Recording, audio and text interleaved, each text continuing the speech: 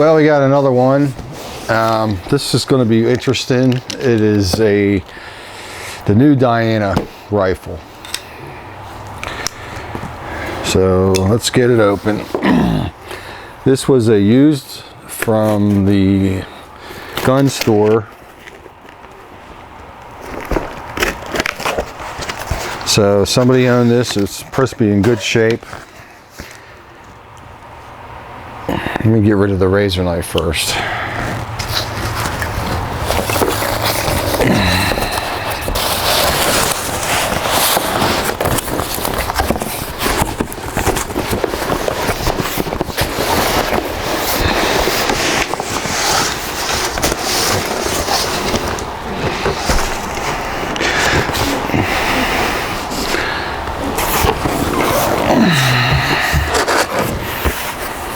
It says right there on the box somewhere, says 219 used.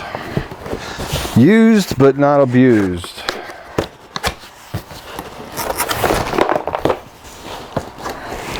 So Diana's Performance Air Guns since 1890. That's the new Diana box.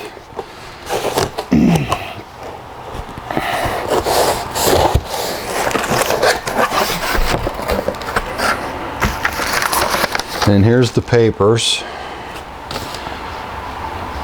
5 shots, 20 yards. It's a .22 caliber.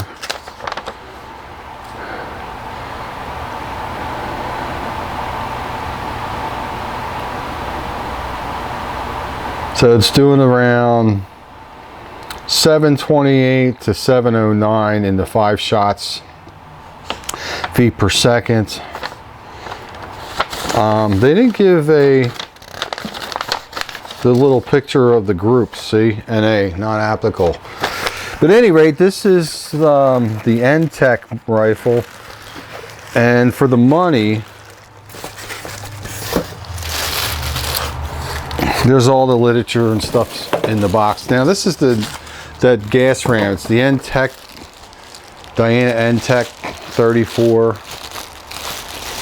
And I really I'm not big on the gas rams rifles, but for $219, I thought, let me try this out.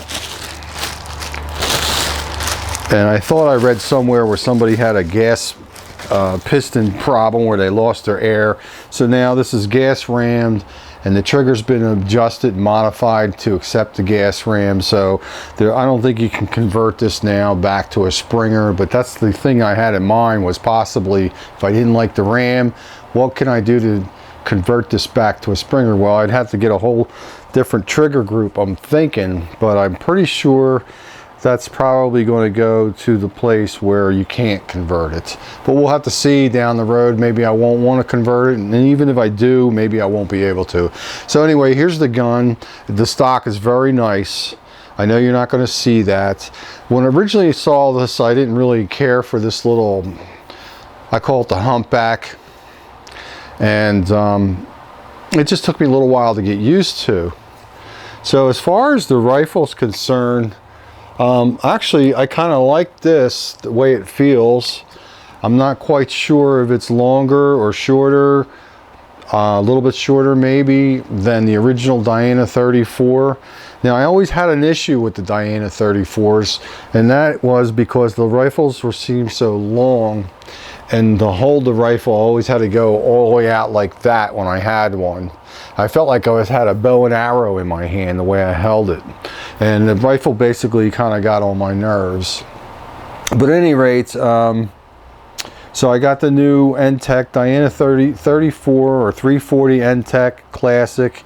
I have no idea what the trigger is. I was trying to get some read up on this, but I didn't find any, but I'll look into that later. Actually feels really good, actually. And I know the premium on that video that was up the other day got some decent groups at 30 yards, so I should probably get the same. I was almost tempted to buy that one, but for $219, this was the better buy. Maybe the stock that's flared out in the other one, maybe I wouldn't have liked it. I don't know, but there's nothing wrong with that. That feels good. It looks good. The point of the trigger pull is good. It feels actually a little short, but the rifle feels good. It doesn't feel heavy. I like it. So like I said, I had a problem with the 34s. I don't know what the deal was, but for me, I didn't like the RWS 34 or the Diana 34. We all know that's a classic gun, but that's just the way it was. Every time I shot it, I had to go all the way out like that in order to get the best group. But anyway, we have the new gun, so down the road we're going to have to see. We'll do a video of this when we finally get to it. The stock is very lovely. This actually looks better in person, to be honest with you. I kind of like it. Actually, I like this better than the 34 as far as looks. The 34 to me looks like such a plain Jane. But anyway, there's plenty of guys out there who love their 34, and I'm not knocking it. If you like it, and that's great. Go for it and enjoy it. So here's another gun. You know, has the typical rail up here. It doesn't mention the trigger, so I don't know about the trigger. But anyway, that's that. I do have another gun coming. It's an old gun. We'll do a little post on that when that comes too. So this is Mike saying take care and enjoy the weekend. Be safe.